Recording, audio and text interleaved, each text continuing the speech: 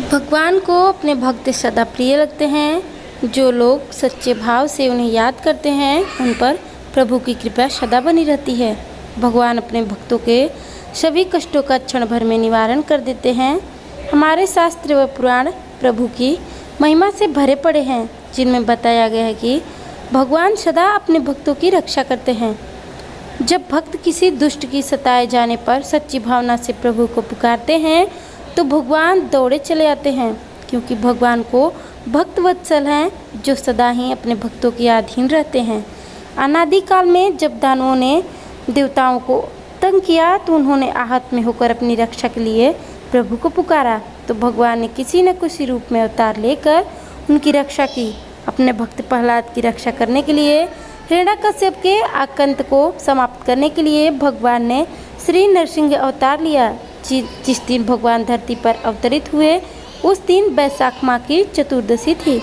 इसी कारण यह दिन नरसिंह जयंती के रूप में मनाया जाता है। क्यों मनाई जाती है नरसिंह जयंती, चलिए सुनते हैं।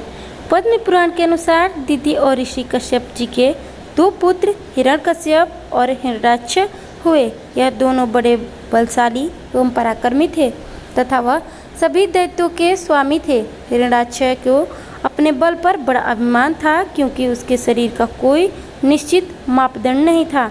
उसने अपनी हजारों भुजाओं में समस्त पर्वत, समुद्र, द्वीप तथा प्राणियों सहित सारी पृथ्वी को उखाड़कर सिर पर रख लिया तथा रसातल में चला गया, जिससे सभी देवता भयभीत होकर त्राही त्राही करने लगे तथा वह भगवान नारायण की शरण में आ गए। भगवान ने तब वराह रूप में अवतार लेकर हिरण्याक्ष को कुचल दिया, जिसे वह मारा गया। तब भगवान ने धरती को पुनः शेषनाग की पीठ पर स्थापित करके सभी को अभय दान दिया। अपने भाई की मृत्यु से दुखी होकर हिरण्याकश्यप ने मेरु पर्वत पर जाकर घोर तपस्या की तथा सृष्टि के रचयिता भगवान ब्रह्मा जी से वरदान मांगा कि उसे सारी सृष्टि का कोई मनुष्य अथवा पशु मार नहीं सके।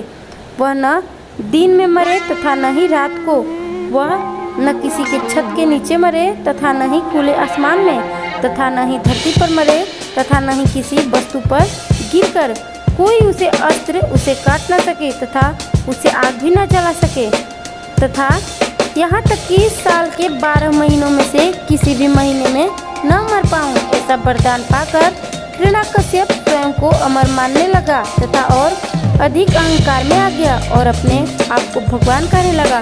दैत्य हिरण्याकश्यप के घर प्रहलाद का जन्म हुआ। वह बालक भगवान विष्णु के प्रति भक्ति भाव रखता था, जो उसके पिता को बिल्कुल पसंद नहीं था। उसने अनेकों बार पुत्र को समझाया कि वह भगवान विष्णु की नहीं बल्कि उसकी पूजा करे।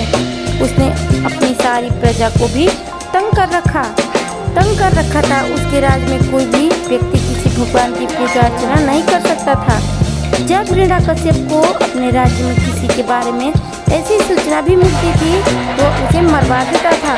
पुत्र मोह के कारण उसने प्रहलाद को बहुत समझाया, परंतु जब वह न माना तो उसे अपनी बहन होलिका, जिसे वरदान था कि आग उसे जला नहीं सकती, उसके साथ मिलकर प्रहलाद को मारने की कोशिश की। होलिका अपने भतीजे को मारने के लिए उसे गोद में लेकर धकती हुई आग में बैठ गई, परंतु जाको राखे साइयाँ मार सके न कोई की कहावत चरितार्थ हुई और भक्त प्रहलाद की बाल भी बाका न हुआ। होलिका जलकर राख हो गई। बहन के जल जाने के बाद तो हिरण्याकश्यप गुस्से से आग बबूला हो गया तथा उसने प्रहलाद को मारने के लिए कभी पर्वत से गिराया, कभी हाथी के पांव तले रुंधवाया और कभी सांपों के आगे फेंकवाया। उसने प्रहलाद पर अनेक बार अत्याचार किए, परंतु मारने वाले से ज़्यादा बलवान बचाने वाला है। भक्ति की पुकार पर एक खंभे से प्रकट होकर भगवान ने हिरण्याकश्यप के अहंकार का नाश किया। नारायण के आधे मनुष्य और आधा सिंह शरीर देखकर असुरों में खर, मकर, सर्प, गिद्ध, कार्क, मुर्गे और मृग जैसे मुख वाले राक्षस अपनी योनियों से मुक्ति पाने के लिए प्रभु के हाथों मरने के लिए आगे आ गए और बधोपरांत राक्षस योनि से मुक्त हो गए। प्रभु ने पल भर में दैत्य सेना का संहार कर अंत में हिरण्याकश्यप भी युद्ध के लिए आया। उस समय समस्त जगत अंधकार में लीन हो गया। भगवान ने अपनी जंघा पर लिटाकर उसका वध कर दिया। शास्त्रों के अनुसार श्री नरसिंह जी को भी भगवान विष्णु जी का अवतार माना जाता है तथा इसमें उनका आधा शरीर नर तथा आधा शरीर सिंह के समान है। तभी इस रूप को भगवान विष्णु जी के श्री नरसिंह अवतार के रूप में पूजा जाता है। आपको यह कथा कैसी लगी?